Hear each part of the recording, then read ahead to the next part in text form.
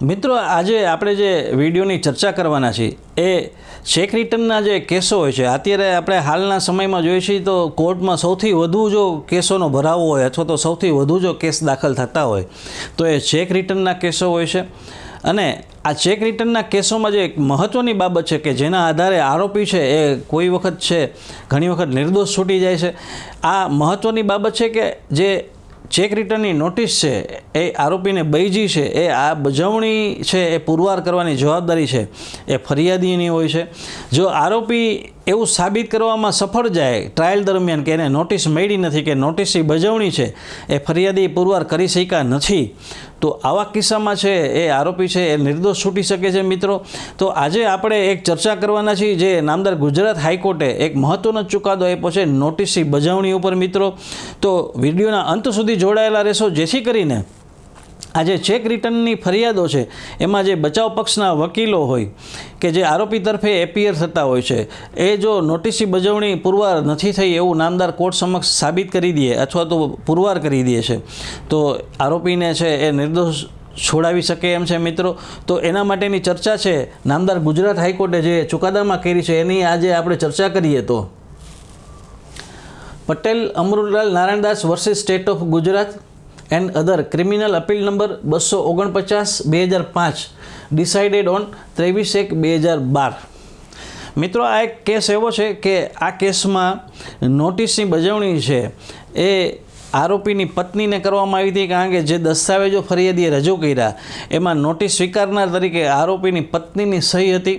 તો આવા કિસ્સામાં પણ આ કોર્ટે છે નોટિસની બજવણી આરોપીને થઈ નથી એવું માન્યું હતું અને આરોપીને નિર્દોષ છોડ્યો હતો. મિત્રો તો એનો જે મહત્ત્વનો જે ચુકાદાનો જે મહત્ત્વનો મુદ્દો છે કે જે મહત્ત્વનો પેરેગ્રાફ છે કે મહત્ત્વનો પાર્ટ છે એની આજે આપણે ચર્ચા કરશું.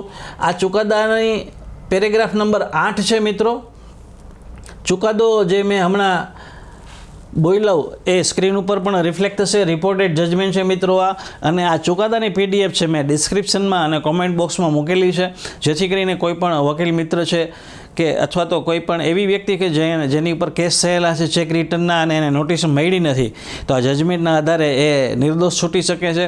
તો જજમેન્ટની લિંક પણ મેં ડિસ્ક્રિપ્શનમાં અને કોમેન્ટ બોક્સમાં મૂકેલી છે તો આપ એમાંથી મેળવી શકો છો. મિત્રો ચાલો તો આ ચર્ચા છે આજે આપણે આગળ ધપાવીએ. નામદાર ગુજરાત હાઈકોર્ટનો ચુકાદો છે અને જસ્ટિસ શ્રી BN મહેતા સાહેબનો આ ચુકાદો છે. મિત્રો આનો જે પેરેગ્રાફ 8 છે આ ચુકાદાનો એમાં કોર્ટે કીધું છે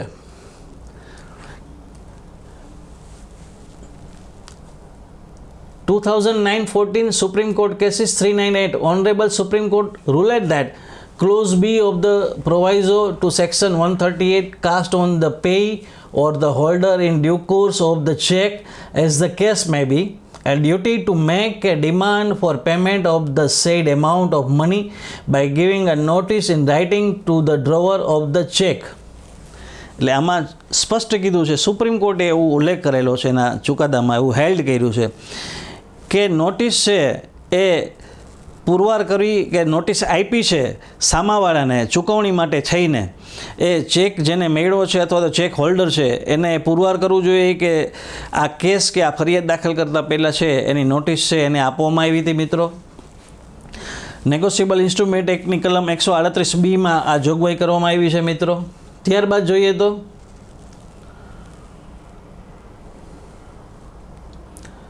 the receipt of the information by him from the bank regarding the return of the check is unpaid, and when the notice of demand was served upon the wife of the appellant and not to the appellant.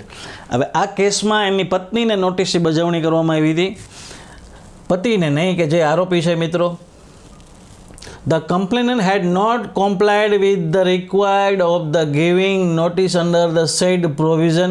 In view of above, as the complainant has not complied with the legal requirement, the lower appellate court was justified in the acquitting the accused, as the appeal is dismissed on the ground that non-compliance of Section 138B of the Act.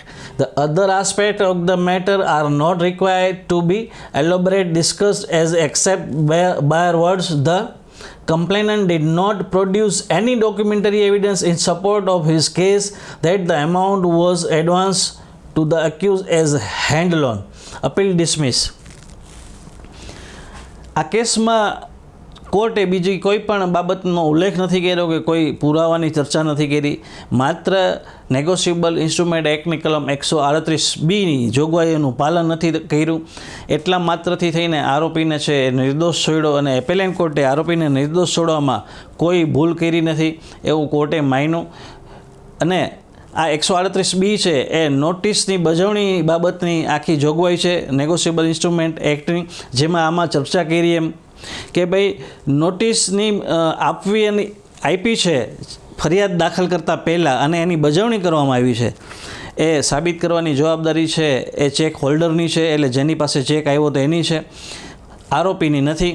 અને આવા એક technical કારણસર આરોપી છે એ નિર્દોષ છૂટ્યો છે. મિત્રો હું આશા રાખું છું કે આ વિડીયો આપને પસંદ આવ્યો હશે, તમારા કાનૂની જ્ઞાનમાં વધારો કરશે અને તમને પણ જો તમારી સામે આવા કોઈ કેસો આવે કોઈ વકીલ મિત્રની સામે તો એ આ જજમેન્ટનો છે એ ઉપયોગ કરી શકે. નોટિસની બજવણી જો પુરવાર થતી ન હોય તો એ આરોપીને નિર્દોષ છોડાવી શકે છે. અને આ ચુકાદાથી ફરિયાદીએ પણ એ શીખવાનું છે કે એના વકીલશ્રી હોય જે પ્રોસિક્યુશન પક્ષે વકીલો રોકતા હોય કે ભાઈ જો નોટિસની બજવણીનો સવાલ ઉત્પન્ન થાય કે જ્યારે ક્રોસ એક્ઝામિન કરવામાં આવે ફરિયાદીને અને નોટિસની બજવણી બાબતે જો બચાવ પક્ષના વકીલે પ્રશ્નો પૂછ્યા હોય ને એની તકરાર લીધી હોય તો નોટિસની બજવણી છે એ ફરિયાદ પક્ષે પુરવાર કરવી જોઈએ. એટલે નોટિસની બજવણી કેવી રીતે પુરવાર થઈ શકે કે માની લે ડોક્યુમેન્ટરી એવિડન્સ પૂરતા ન હોય એવું રેકોર્ડ ઉપર હોય તો જે પોસ્ટ ખાતાના અધિકારીઓ છે એને વિટનેસ તરીકે બોલાવીને નોટિસની બજવણી છે એ પુરવાર કરવી જોઈએ ફરિયાદ પક્ષે. અધરવાઇઝ આવો ફરિયાદ પક્ષ જો ધ્યાન ન આપે તો આરોપી છે એ આવા ટેકનિકલ કારણોસર નિર્દોષ છૂટી શકે છે. તો મિત્રો હું આશા રાખું છું આ વિડીયો આપના જ્ઞાનવર્ધક રહ્યો હશે અને ભવિષ્યમાં ફરી પાછો નજીકના ભવિષ્યમાં આવા જ લીગલ ઇસ્યુ કે નવા વિડીયો સાથે આપની સમક્ષ રજૂ થઈશ. ત્યાં સુધી મને રજા આપશો. પોતાનું ખૂબ જ ધ્યાન રાખજો. Take care. જય હિન્દ. મારી યુટ્યુબ ચેનલ કાયદાની વાતોને સબસ્ક્રાઈબ અને લાઇક ન કરી હોય તો આજે જ કરી લેજો. અને આ ચુકાદાની PDF ની લિંક છે એ મેં ડિસ્ક્રિપ્શનમાં અને કોમેન્ટ બોક્સમાં મૂકેલી છે તો એ પણ મેળવી લેશો. આભાર.